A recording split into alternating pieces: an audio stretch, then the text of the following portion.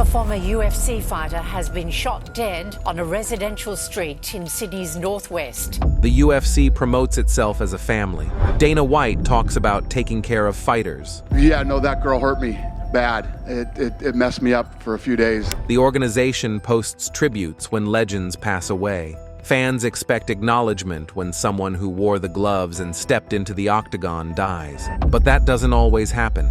Some fighters die and the UFC says absolutely nothing. No social media posts, no moment of silence, not even a single sentence. It's like they never existed. And when you look at who gets ignored and why, the pattern becomes impossible to miss. Godofredo Castro's story is the most explosive example of this silence. You probably knew him as Pepe, red hair, aggressive style, fought 11 times in the UFC between 2012 and 2018, won 3 straight performance of the night bonuses. The guy was entertaining, skilled, and he made his mark in the featherweight division. He fought on The Ultimate Fighter Brazil and earned respect inside the cage. But in 2025, Pepe died in a Florida jail at just 38 years old. The circumstances were about as dark as it gets. He'd been arrested months earlier on charges that included kidnapping, domestic violence by strangulation, witness tampering, and battery. According to police reports, he allegedly attacked his wife during an argument fueled by jealousy. The details are disturbing. Witnesses say he choked her until she lost consciousness multiple times, dragged her by her hair, and smashed her head into the ground. Police found visible injuries on her face and neck. His wife later started a GoFundMe, describing herself as a domestic violence survivor and speaking openly about the reality of abuse in the combat sports world. Pepe never made it to trial. By Pepe, he's in the red trunks. He was a member of Team Vitor for the better half of the season. On November 9th, 2025, jail staff found him unresponsive with a sheet around his neck. Authorities ruled it an apparent suicide. No foul play was suspected. The Broward Sheriff's Office confirmed the details. His former teammate from The Ultimate Fighter Brazil, Rony Bezerra, posted about his death on Instagram, saying that Pepe couldn't handle the pressure and took his own life. It was a tragic end to a complicated story, and the UFC, complete silence. No tribute, no statement, not a single word. Pepe had fought for them for 6 years, earned 3 bonuses, and delivered exciting performances that fans remember. But because of how he died and what he was accused of, the organization acted like he never existed. It's not hard to understand why. Domestic violence is a public relations nightmare. Any acknowledgement of Pepe's death would have forced the UFC to address the accusations against him. It would have opened uncomfortable conversations about violence outside the cage, about whether the organization does enough to monitor the personal lives of its fighters, and about what responsibility they have when someone they employed is accused of horrific acts. So instead, they chose silence. It's a cold business decision, but it's also one that erases a man's entire career because of the worst thing he ever did. Whether you think that's fair depends on how you weigh a fighter's professional accomplishments against their personal failures. But what's undeniable is that the UFC made a choice. They chose to pretend Pepe never fought for them. And in doing so, they sent a message about who deserves to be remembered and who doesn't. Souman Mokhtarian's death is even more disturbing because it had nothing to do with personal misconduct. He was murdered, shot multiple times in a targeted attack while walking through his neighborhood in Riverstone, Sydney on October 8, 2025. He was 33 years old. Police responded to reports of gunshots around 6 p.m. and found Mokhtarian suffering from fatal wounds. He died at the scene. Shortly after, emergency services were called to a car fire nearby. A red Audi, later linked to the shooting, had been torched. Video footage showed 2 masked men running from a burning white van. It was clearly a professional hit. Mokhtarian had fought twice in the UFC in 2018 and 2019, losing both bouts, but earning his spot through The Ultimate Fighter 27. After leaving the promotion, he became a respected coach at Australian Top Team, a gym he co-owned with his brother Ashkan. Students described him as passionate and inspiring, someone who believed in them even when they didn't believe in themselves. But Mokhtarian had a target on his back. In February 2024, he survived an assassination attempt outside his gym. A gunman disguised as a delivery driver opened fire at close range. Mokhtarian escaped, but 2 men were later arrested and charged with attempted murder. Police alleged they were working for the Al Medine crime network. a notorious organized crime family based in Sydney and Lebanon. Authorities believed Mokhtarian had been targeted in retaliation for a drug rip, the theft of a valuable narcotics haul. Intelligence reports confirmed that the Alamedi network had put out a contract on his life more than 18 months before he was killed. In April 2025, police intelligence forced the cancellation of a mixed martial arts event Mokhtarian was supposed to attend. Followed up with a nice knee as well. Yeah, speaking of Cinnamon. The Dark Matter Fighting Championship was shut down because authorities feared another assassination attempt. Mokhtarian even told the promoter he wouldn't attend if it meant the event could go forward. He knew he was in danger. He told friends, "I'm a fighter, nothing scares me." But fear and reality are two different things. By May, his gym had closed, officially due to flooding renovations, but those close to him knew he'd shut it down because he feared for his safety. Police later described Australian Top Team as a meeting point for organized crime figures, including members of the Comanchero Bicky gang. Mokhtarian was caught in a world that had nothing to do with fighting, and it cost him his life. On October 17, 2025, over 800 people attended his funeral at the Lakemba Mosque. He was buried at Rookwood Cemetery. His body, prepared by Ahmad Hraichi, known as the Muslim Undertaker, was described as being in peak physical condition. Hraichi shared that Mokhtarian had embraced Islam not long before his death and requested to be buried according to Islamic tradition. His wish was honored. The UFC never said a word, no post, no tribute, nothing. This wasn't a case where the organization had to navigate moral complexity. Mokhtarian was a victim. He was murdered in broad daylight in a targeted attack. There was no scandal, no accusations of wrongdoing. He was a former fighter and coach who died violently, and the UFC chose not to acknowledge it. The silence here is harder to explain. Maybe it's because Mokhtarian only fought twice in the promotion and lost both times. Maybe it's because his death was tied to organized crime and gang violence, topics the UFC prefers to avoid. Or maybe it's because he just wasn't famous enough to matter. Whatever the reason, the message is clear. If you don't reach a certain level of stardom, your death doesn't warrant recognition, even if you're murdered. Guilherme Vasconcelos.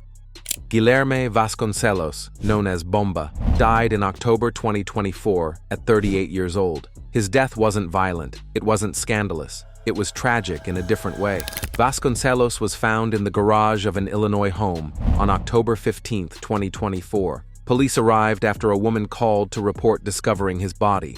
Security footage from the night before showed what happened. No suicide note was recovered. A toxicology report found only caffeine in his system, though anabolic steroids were present in the residence. Authorities ruled his death a suicide. Bomba had competed in 16 MMA bouts during his career, appearing on The Ultimate Fighter Brazil 3 before fighting once in the UFC. He lost to Luke Zachrich by decision at UFC 175 in 2014. After that, he fought 6 times in Bellator, before retiring in 2019. In recent years, he'd been competing in the Jiu-Jitsu World League and frequently posted intense workout videos on Instagram. His last post came just days before his death. In August, he hinted at an injury in a post about a competition in Las Vegas. He wrote that he believed in his jiu-jitsu and thought he could have gone further, but an injury to his lower back forced him to abandon the competition. He called it one of the most frustrating situations that had ever happened to him in a competition. Outside of fighting, Bomba was a father to a young daughter named Naomi and had briefly dated pop star Demi Lovato in 2017. When news of his death broke, Lovato commented on a friend's Instagram post, writing, "Very, very sad. Darling, I send you love. Rest in peace, dear angel." His uncle, Walter Vasconcelos Jr., posted a heartbreaking message on Facebook, expressing devastation over Bomba's premature death. He mentioned that the family had been looking forward to Bomba's visit for Christmas, which would no longer happen. He described life as fleeting and said they woke up to the devastating news. Bomba's mother, Elizabeth Vasconcelos, simply wrote, "Eternal longing for my beloved son." Mateus Nicolau, a UFC flyweight who knew Bomba from their shared hometown of Belo Horizonte, dedicated his next fight to him. He told reporters that the news crushed him. He said Bomba was a nice person who helped a lot of people, even unintentionally, just by fighting and being who he was. Nicolau used Bomba's death as a reminder of how important mental health is, especially for men. He said fighters can be strong physically, but if their mind is unstable, they can commit acts like this. He encouraged people to open up with friends, ask for help, and not neglect their mental health. Despite all of this, the UFC never issued a statement. No tribute, no acknowledgement. Bomba had fought once in their organization, lost, and moved on. His death, ruled a suicide, simply didn't register as something that required the company's attention. But the silence stings because Bomba's death highlights a massive issue in combat sports: mental health, the pressure, the isolation, the physical and psychological toll of fighting for a living. And the UFC, the biggest organization in the sport, said nothing. Not about Bomba specifically, and not about the broader issue his death represented. It's another example of the same pattern. If you're not famous enough, if your story is uncomfortable, if acknowledging your death opens difficult conversations, the UFC just moves on. Gene Herrera's death is different because the UFC actually said something, but what they said was so minimal, so generic, that it almost felt worse than saying nothing at all. Herrera died on May 18, 2024, in a motorcycle accident on the Gandy Bridge in Tampa, Florida. He was 33 years old. According to the Florida Department of Highway Safety and Motor Vehicles, Herrera was driving at a very high rate of speed when he crashed into the back of a Jeep. The impact sent him into a concrete barrier, and he was thrown from the motorcycle. The bike burst into flames. Herrera was pronounced dead at the scene. The driver of the Jeep was unharmed. Herrera had fought 4 times in the UFC between 2015 and 2016, going 1-3 in the octagon. His one win came against Joby Sanchez, a second-round TKO that earned him a Performance of the Night bonus. After losing his next 2 fights, he was released from the promotion. He went on to compete in other organizations, including Absolute Championship Berkut and the Bare Knuckle Fighting Championship, where he won his debut by TKO. An injury eventually forced him to stop fighting professionally. Herrera was born in California, but moved to Cali, Colombia as a baby. His family lived there for 9 years before returning to the United States. He was proud of his Colombian-American roots and worked hard to represent his community. He left behind a 16-year-old son, a pregnant girlfriend, and a family that loved him deeply. His family set up a GoFundMe to cover funeral expenses and support his children. They described him as a man full of passion, life, love, and big dreams. They said he was dedicated, always trying to live life to the fullest, and that he left a mark on everyone he met. Ray Borg, Herrera's opponent in his UFC debut, posted a tribute on Instagram, saying Herrera was a good guy and that his prayers were with him and his family. Other fighters and fans shared their condolences online, remembering him as a talented and positive person. The UFC did post a brief message acknowledging Herrera's death, but it was short, generic, no video tribute, no event mention, no deeper recognition of what he'd accomplished or who he was. It was the kind of statement that felt obligatory rather than genuine. And that's the issue. Herrera wasn't a star. He fought 4 times in the UFC, won once, and was released. He didn't headline pay-per-views or become a household name. So when he died, the organization gave him the bare minimum, a sentence or 2, a checkbox, acknowledgement without effort. It's not that the UFC was wrong to say something, but the difference between how they handled Herrera's death and how they've handled the deaths of bigger names is impossible to ignore. When a champion dies, there are video packages, social media campaigns, moments of silence at events. When a lesser-known fighter dies, there's a tweet. Maybe. That's the reality of the business. Your value to the UFC doesn't end when you leave. It follows you even after you're gone. And if you weren't valuable enough while you were alive, your death won't change that. Brian Gassaway's death in 2021 is another case of total silence. He was 49 years old when he passed away on October 17, 2021. No cause of death was publicly revealed. Gassaway had a long and storied career in combat sports, competing in over 50 professional MMA fights for organizations like the UFC, Bellator, WEC, King of the Cage, Shudo, and Pancrase. He fought once in the UFC, at UFC 54 in August 2005, losing to Diego Sanchez by second-round TKO. It was his only octagon appearance, sandwiched between 2 WEC fights. After his final fight in 2010, Gassaway retired from competition and focused on coaching. He became a mentor to countless fighters in the Chicago area, earning a reputation as a dedicated and selfless teacher. His students described him as someone who showed the same love, effort, and attention to every fighter, whether they were training for a major bout or just trying to better themselves. He made them feel safe. His calmness gave them confidence.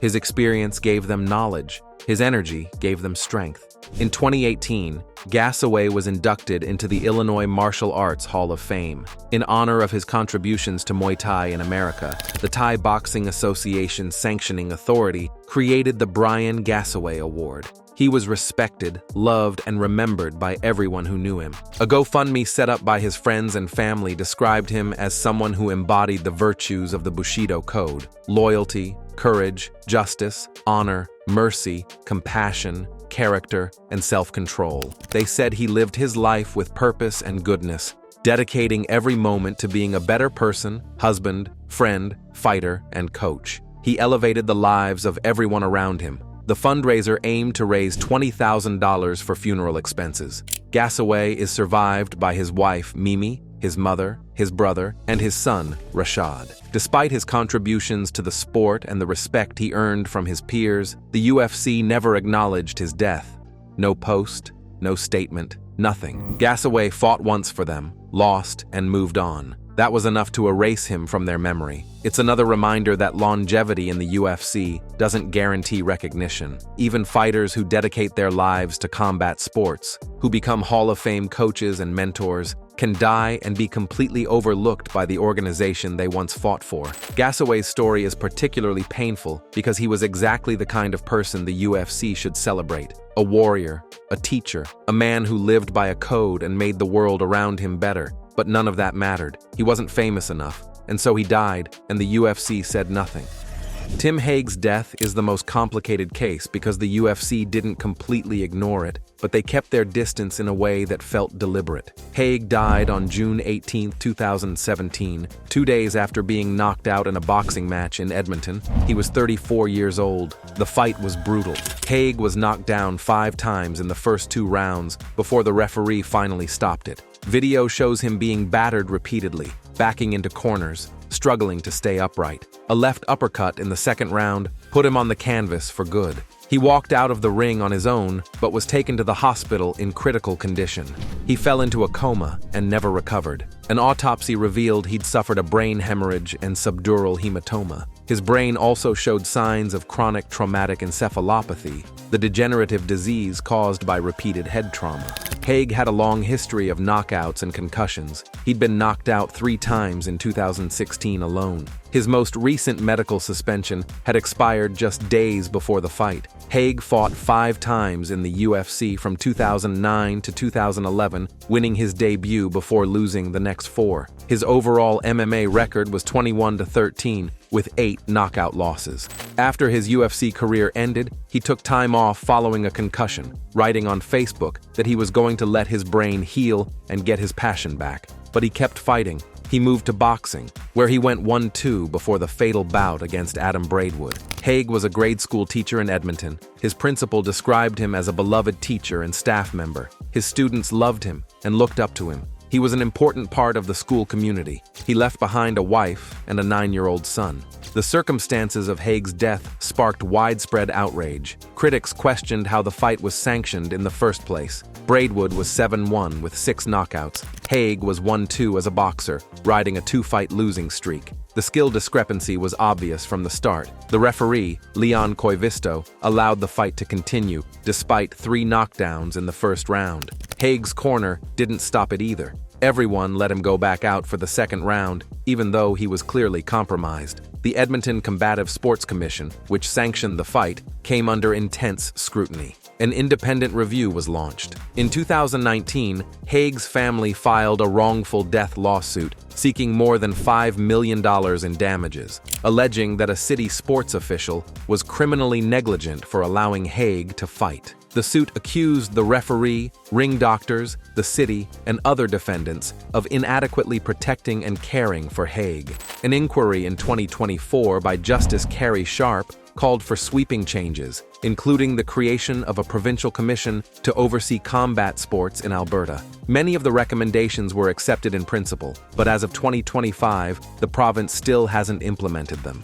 Haig's death became a symbol of the dangers of combat sports and the failure of regulatory bodies to protect fighters. The UFC, however, kept its distance. They didn't issue a meaningful tribute. They didn't address the circumstances. They stayed silent, and the reason is obvious. Haig didn't die in the octagon. He died in a boxing ring, under a different commission, in a different sport. It wasn't their problem, but that reasoning ignores the reality that Haig's brain damage accumulated over years of fighting, including his time in the UFC. His CTE diagnosis wasn't the result of one boxing match. It was the result of a career spent taking shots to the head, much of it while fighting for the UFC. By distancing themselves from his death, the organization avoided uncomfortable questions about their role in the long-term health of their fighters. They avoided discussions about CTE, about whether they do enough to protect fighters from brain trauma, about what responsibility they have when someone who fought for them dies from injuries sustained in combat sports.